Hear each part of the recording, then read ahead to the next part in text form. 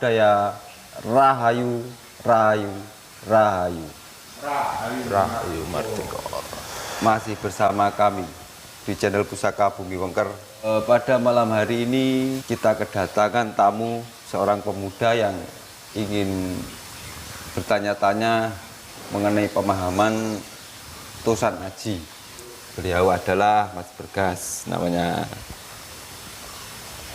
Rahayu Mas. Rahayu Mardika. Pripun kabare Mas Bergas?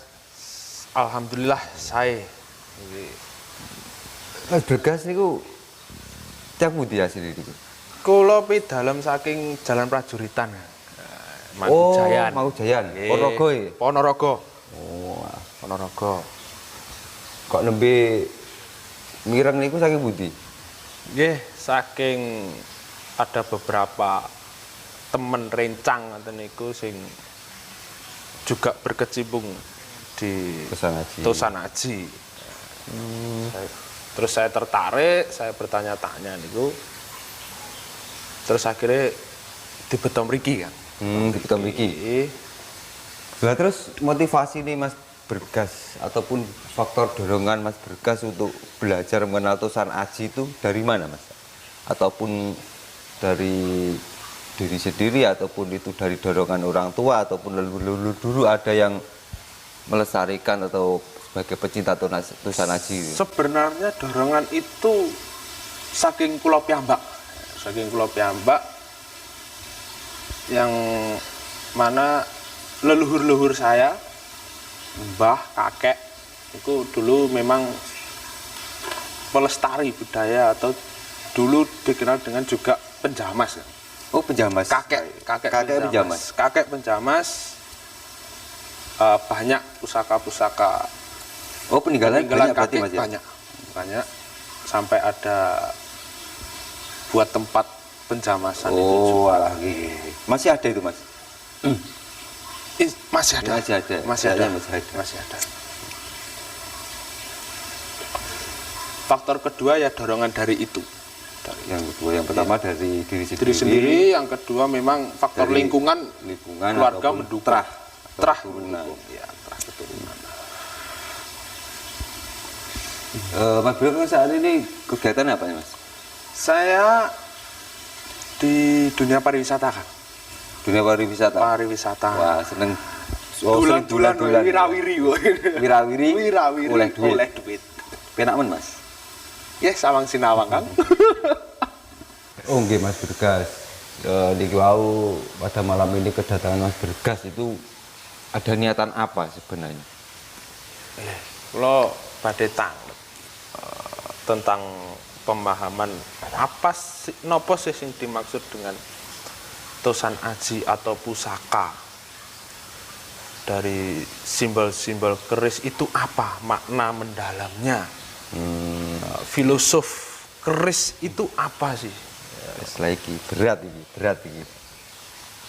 Isi awalan loh Mas. Ini terlalu jeru Mas. Piye iku jawab. Ini ya apa-apa Mas. Karena napa nggih? Kula yakin di zaman riyin niku mbah-mbah riyin, leluhur riyin niku nyipta sebuah benda niku mesti enten filosof. Iya. Berkaitan dengan sak bendinane kan. Itu yang paling esensial sebenarnya itu Mas. Bahas pusaka. Jadi ini ya sebenarnya pertanyaan jenengan itu ya pertanyaan yang berat. Tapi ya apalah daya, ya emang harus dijawab. Jadi gini, namanya aja pusaka. Dan sebenarnya pusaka itu bisa berbentuk apa saja. Salah satunya mungkin di Tanah Jawa ataupun di Nusantara. Itu salah satunya keris. Ya kan Mas? Nggih, keris. Terus mungkin Mas Bergas mengatakan bahwa menanyakan bahwasanya apa sih makna keris itu? Seperti itu ya Mas? Betul. Nah, secara penjelasan dasar nanti akan kelihatan secara runtut. Bahwasanya itu kalau secara garis besar yang mudah dipahami, keris itu adalah hasil karya ilmiah leluhur terdahulu, namanya seperti itu. Nggih. Nah, jadi yang namanya hasil karya ilmiah ataupun hasil karya ilmiah seorang empu itu juga termasuk, mungkin kalau sekarang itu bisa dikatakan seniman. Nah, seperti itu. Jadi seorang empu membuat keris ataupun pusaka itu sebenarnya berawal dari apa yang berada di dalam isi jiwanya, luapan isi jiwanya itu. Jadi sang empu itu membuat keris itu tidak mencontoh dari apa yang ada di luar diri sang empu, tapi dia itu menggambarkan tentang sebuah luapan atau perasaan atau simbol mungkin yang ada di dalam jiwa sang empu itu tadi. Nah, seperti itu. Jadi terus gimana kalau sang empu itu mempunyai sebuah luapan jiwa? Itu sebenarnya berasal dari proses perjalanan sang empu itu sendiri, perjalanan secara spiritual atau perjalanan secara kerohanian. Ini seperti itu. Akhirnya dia menemukan sebuah makna yang terdapat di dalam proses perjalanan itu tadi. Dan makna itu nggak bisa diomongkan ataupun divisualisasikan secara gamblang, itu nggak bisa. Tetapi harus dengan simbol. Nah, seperti itu. Soalnya yang namanya dalam jiwa itu nggak bisa mas diomongin piye, ngomong ini kan seperti itu. Akhirnya dia menciptakan sebuah keris itu berasal dari luapan isi jiwanya si sang empu. Kurang lebihnya awalnya seperti itu mas. Luapan jiwa sang empu. Terus apa sih yang makna dari keris itu sendiri?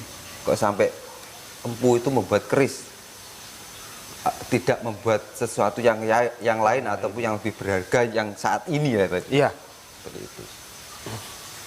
Jadi kalau kita garis bawahi, apapun yang dibuat oleh seorang empu ataupun mungkin dikatakan seniman saat ini, empu itu sendiri sebenarnya bukan hanya dia membuat keris, tapi dia membuat hasil karya-karya ilmiah yang lain selain keris. Salah satu contoh, dia membuat seperti empu tantular, empu prapanca, seperti itu dan lain-lain. Dia juga seorang empu, tapi dia bukan pembuat keris, dia penulis atau pengarang, serat atau sastrawan, seperti itu, seratan. Dia seperti itu. Sama aja nih, esensinya sama. Dia itu menulis apa yang dia tuliskan itu ya sesuai dengan apa yang ada di dalam isi jiwanya dia. Itu pun juga simbol-simbol, tidak dituliskan secara detail sebenarnya. Jadi jelas keris itu adalah gambaran proses perjalanan seorang manusia yang berproses di dalam mengenal jati dirinya. Itu jelas.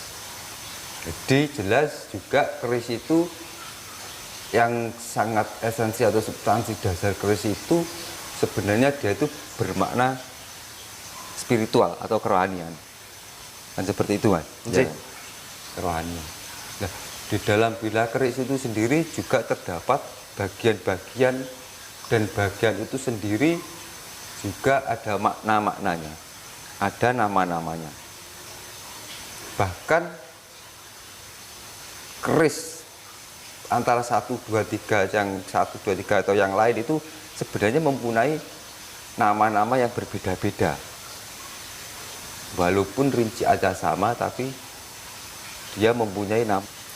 Ya, yang saya sampaikan secara dasar seperti itu. Mungkin ada pertanyaan yang lain yang notabene itu kurang jelas, tanyakan saja, tidak apa-apa. Ini seperti mengenai keris apa ya, entah itu substansi dasar atau esensi keris ataupun apa itu keris, itu kalau memang belum jelas tanyakan saja, tidak apa-apa Mas. Itu ataupun dengan uraian yang saya sampaikan ada garis tebalnya bisa menemukan apakah keris itu sendiri menurut Mas Birgas, mungkin ada kesimpulan.